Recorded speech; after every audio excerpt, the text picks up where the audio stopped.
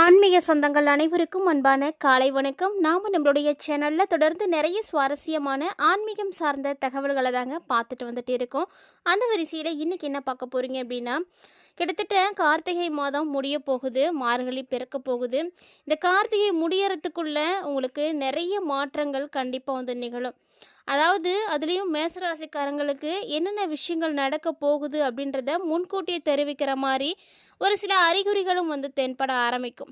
அது மாதிரி என்னெல்லாம் உங்களுக்கு நடக்க இருக்குது, அதுக்கான அறிகுறிகள்லாம் என்ன மாதிரி தெரியும், என்ன பரிகாரங்கள் செய்யலாம் அப்படின்ற மாதிரி நிறைய விஷயங்களை தான் இந்த பதிவில் தெரிஞ்சுக்க போகிறீங்க. ஸோ கார்த்திகை முடியறதுக்குள்ளே இந்த விஷயங்கள் எல்லாமே மேசராசினியர்களுக்கு கண்டிப்பாக வந்து நடக்க இருக்குங்க. அதை பற்றி என்னென்ன அப்படின்றத தெளிவாக பார்க்கலாம். வீடியோக்குள்ளே போகிறதுக்கு முன்னாடி நீங்கள் நம்ம சேனலை சப்ஸ்கிரைப் பண்ணாமல் இருக்கீங்க அப்படின்னா மறக்காமல் சேனலை சப்ஸ்கிரைப் பண்ணிக்கோங்க. கூடவே பக்கத்தில் இருக்கிற பெல் சிம்பிளையும் கிளிக் பண்ணிக்கோங்க. அப்போ தான் நாங்கள் போடக்கூடிய வீடியோக்கள் எல்லாமே உங்களுக்கு நோட்டிஃபிகேஷனாக உடனுக்குடன் வந்தடையும். நீங்களும் பார்த்து பயன்பெறலாம். வாங்க வீடியோக்குள்ளே போகலாம். ஒரு தனி மனிதனுடைய வாழ்க்கையில் நடக்கக்கூடிய எல்லா விஷயங்களையும் தெரிஞ்சுக்கிறதுக்கு உதவியாக இருக்கக்கூடியதுன்னா அது ஜோதிடம் மட்டும்தான்.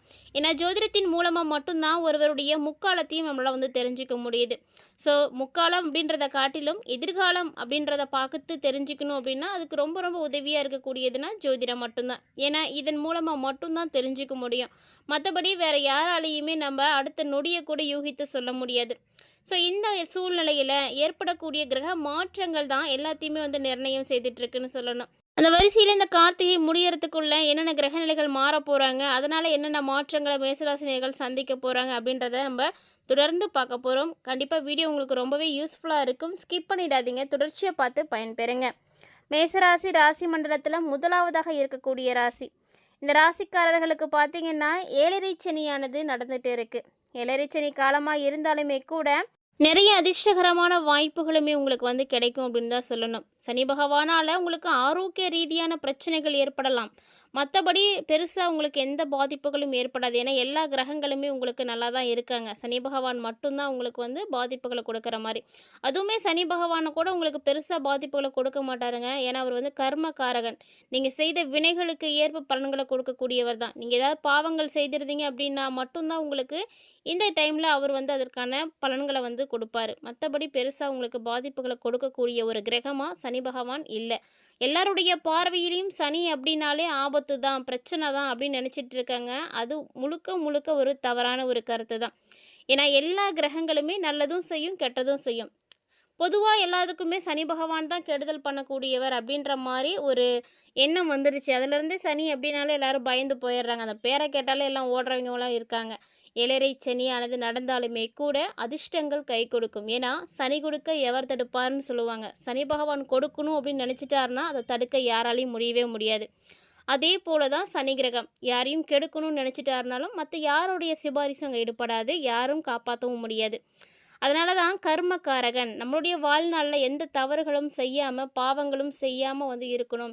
தெரிஞ்சோ தெரியாமலோ நம்ம செய்யக்கூடிய பாவங்கள் கர்மாக்களாக மாறுது. அந்த கர்மாக்களை அழிக்கிறதுக்கும் அதை வந்து சரி பண்ணுறதுக்கும் உங்களை சரியான வழியில் நடத்துறதுக்கும் தான் சனீஸ்வர பகவான் வந்து அந்த காலகட்டங்களை எல்லாம் பயன்படுத்துகிறாரு அப்படின்னு சொல்லணும். ஸோ கார்த்திகை அப்படிங்கிறது ரொம்ப நல்ல ஒரு மாதம் தான். இந்த மாதம் முடியறதுக்குள்ளேயே உங்களுக்கு நிறைய விஷயங்கள் நல்லபடியாக நடக்கும்.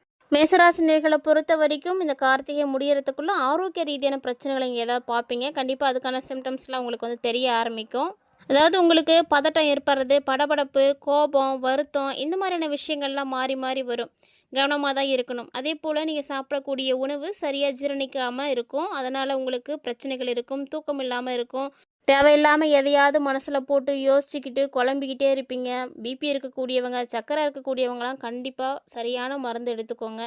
ஏன்னா பிபி ஹை ஆகிறது, லோ ஆகிறது, இல்லை சர்க்கரை வந்து அதிகமாகிறது, குறையிறது, இந்த மாதிரி நிறைய பிரச்சனைகள்லாம் ஏற்படும். ஸோ இதுக்கெல்லாம் மருந்து மாத்திரை எடுத்துக்கக்கூடியவங்கலாம் கரெக்டாக எடுத்துக்கோங்க, அதுதான் நல்லது. இல்லை அப்படின்னா அதனால் உங்களுக்கு ஏதாவது ஒரு பாதிப்புகளானது இருக்கும். அதாவது இந்த டைமில் வயிறு, நரம்பு சம்மந்தப்பட்ட பாதிப்புகள் கொஞ்சம் அதிகமாக தான் இருக்கும். அதெல்லாம் வந்து பார்த்து கவனமாக இருந்துக்கோங்க. ஒரு சிலருக்கு பார்த்தீங்கன்னா, இது முக்கியமாக ஒரு சில விஷயங்களில் கவனமாக தான் இருக்கணும் மேசராசிக்காரங்க. அதுலேயும் மேலதிகாரிகள் விஷயத்துலலாம் ரொம்ப ரொம்ப கவனமாக இருங்க. கோபம்லாம் படவே கூடாது இந்த டைமில். முடிஞ்ச அளவுக்கு நீங்கள் அமைதியாக தான் இருக்கணும். ஸோ தன்மானத்தை இழந்தாலுமே கூட அந்த இடத்துல நீங்கள் கோவப்படக்கூடாது. கோவப்பட்டீங்க அப்படின்னா பிரச்சனை தான், உங்களுக்கு ஆபத்து தான். இப்போ கோபம் இல்லாமல் இருந்துக்கோங்க. வருமான வரி, ஜிஎஸ்டி இதெல்லாம் செய்யக்கூடியவங்களா இருக்கீங்க அப்படின்னா அதெல்லாம் ப்ராப்பராக வந்து கண்டினியூ பண்ணுங்கள். சரியாக கட்டலை அப்படின்னா கூட கட்டிடுங்க இப்போ. ஏன்னா அதனால் உங்களுக்கு பாதிப்புகள் ஏற்படும். ஸோ லீகலாக பிரச்சனைகள் வர ஆரம்பிச்சிடும். எல்லா விஷயத்துலையுமே ஏதாவது ஒரு கட்டத்தில் நீங்கள் பாதிப்புகளை பார்க்குற மாதிரி தான் இருக்குது. ஸோ என்னென்ன பிரச்சனைகள் உங்களுக்கு இருக்குது, எதை எப்போல்லாம் செய்யணும் அப்படின்றத நீங்கள் மறந்துட்டாலுமே கூட ஒரு நோட்டு பேனா எடுத்து எழுதி வச்சுக்கோங்க.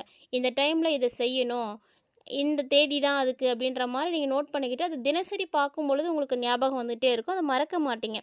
எதை எப்படி செய்யணும் அப்படின்றத நீங்கள் எழுதி வச்சுக்கிறது நல்லது தான். இல்லைன்னா முக்கியமான விஷயங்களெல்லாம் நீங்கள் மறந்துடுவீங்க. அதை செய்ய தவறும் பொழுது அதனால் உங்களுக்கு ஏதாவது ஒரு பாதிப்புகளானது ஏற்பட்டுடும்.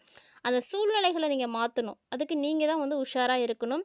இந்த காலகட்டங்களில் தொழில், உத்தியோகம், வியாபாரம், படிப்பு, அசையும் அசையா பொருட்களுடைய சேர்க்கை, டாக்குமெண்ட் விஷயம், சொத்து வாங்குற விஷயம், இந்த மாதிரி எதை செய்தாலுமே மேசராசிக்காரங்க கவனமாக தான் செய்யணும். ஸோ கார்த்திகை முடியறதுக்குள்ளேயே உங்களுக்கு நிறைய பாதிப்புகளானது ஏற்படும் அப்படின்றதுக்கான அறிகுறிகள்லாம் தெரிஞ்சிடும்.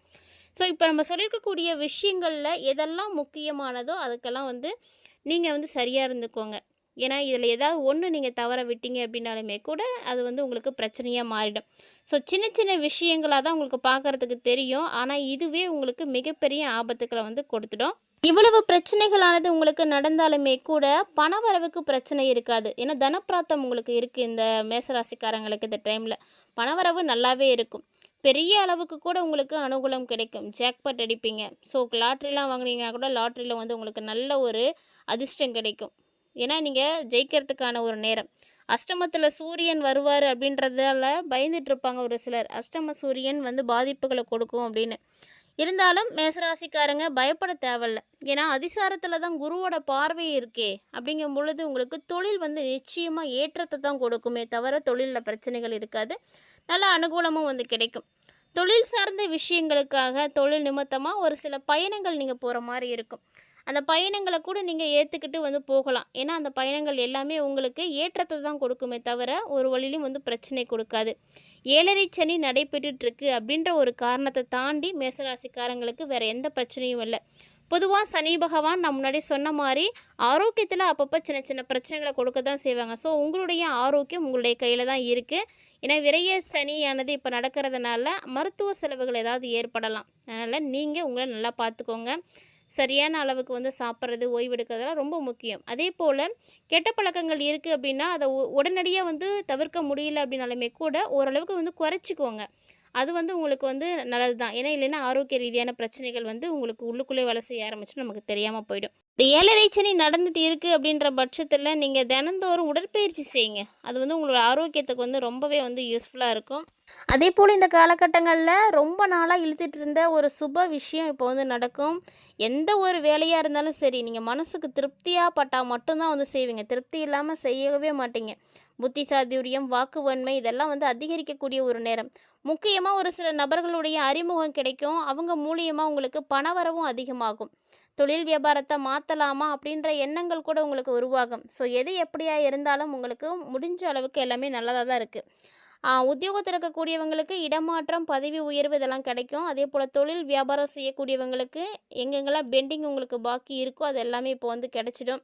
வாகனங்கள் மூலமாக உங்களுக்கு லாபம் கிடைக்கும். ஸோ வாகனங்கள் வச்சு அதெல்லாம் சேல்ஸ் பண்ணக்கூடியவங்க, ஒர்க் ஷாப் வச்சுருக்கக்கூடியவங்களுக்கெல்லாம் ஒரு நல்ல ஒரு லாபம் கிடைக்கக்கூடிய நேரம் தான். அதே போல் உங்களுடைய சரக்குகளை எதுவும் நீங்கள் வெளியில் அனுப்புகிறீங்க அப்படின்ற பட்சத்தில் மட்டும் கவனமாக இருக்கணும்.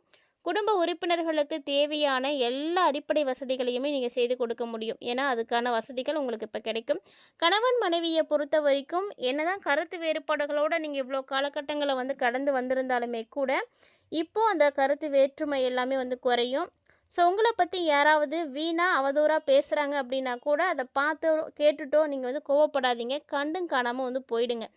ஏன்னா முடிஞ்ச அளவுக்கு அதில் வந்து நீங்கள் ஒதுங்கி நிற்கிறது தான் நல்லது. இந்த காலகட்டங்களில் அடிக்கடி நீங்கள் வெளியில் ஏதாவது ஒரு நிகழ்ச்சிகளில் போய் கலந்துக்கிற மாதிரிலாம் இருக்கும். ஸோ அதன் மூலமாக நீங்கள் நல்ல விஷயங்களை எல்லாம் பார்ப்பீங்க. பெண்களை பொறுத்த வரைக்கும் எந்த ஒரு வேலையாக இருந்தாலும் சரி மன திருப்தியோடு செய்யுங்க. உங்களுடைய சாமர்த்தியமான பேச்சினால தான் நீங்கள் இப்போ நிறைய காரியத்தில் வெற்றிகளை வந்து பார்ப்பீங்க. கண்டிப்பாக பணவரவு அதிகமாகவே இருக்கும். கலைத்துறையில் இருக்கக்கூடியவர்களுக்கும் அப்படி தான் நிறைய நன்மைகள் நடக்கக்கூடிய ஒரு காலகட்டம். அதனால் எந்த காரியத்திலையும் மட்டும் அவசரம் மட்டும் காட்டாதீங்க. நிதானமாக இருந்தீங்க அப்படின்னா நிச்சயமாக நீங்கள் வெற்றி பெறுவீங்க. அதே போல் மேசராசிக்காரங்க இந்த நாட்களில் வீணாக ஏற்படக்கூடிய வாக்குவாதங்களில் எதுலேயும் நீங்கள் கலந்துக்காதீங்க. தேவையில்லாமல் பேசுகிறது உங்களுக்கு அது வேஸ்ட்டு தான். அரசியலில் இருக்கக்கூடியவர்களுக்கு எதிர்காலம் அப்படின்றது நல்லா இருக்கணும் அப்படின்றதுக்காக இப்போ அவசரப்பட்ட ஏதாவது முடிவுகளை எடுப்பாங்க. அந்த மாதிரியான அவசர முடிவுகளை முடிஞ்ச அளவுக்கு நீங்கள் தவிர்த்துக்கோங்க. எதை செய்கிறதா இருந்தாலுமே முடிஞ்ச அளவுக்கு நல்லா யோசித்து அதுக்கப்புறமா செய்யுங்க. கல்வி பயிலக்கூடிய மாணவ மாணவிகளுக்கு நல்ல ஒரு வெற்றி கிடைக்கும். விளையாட்டு மற்றும் போட்டிகள் எல்லாமே சாதகமாக இருக்கும்.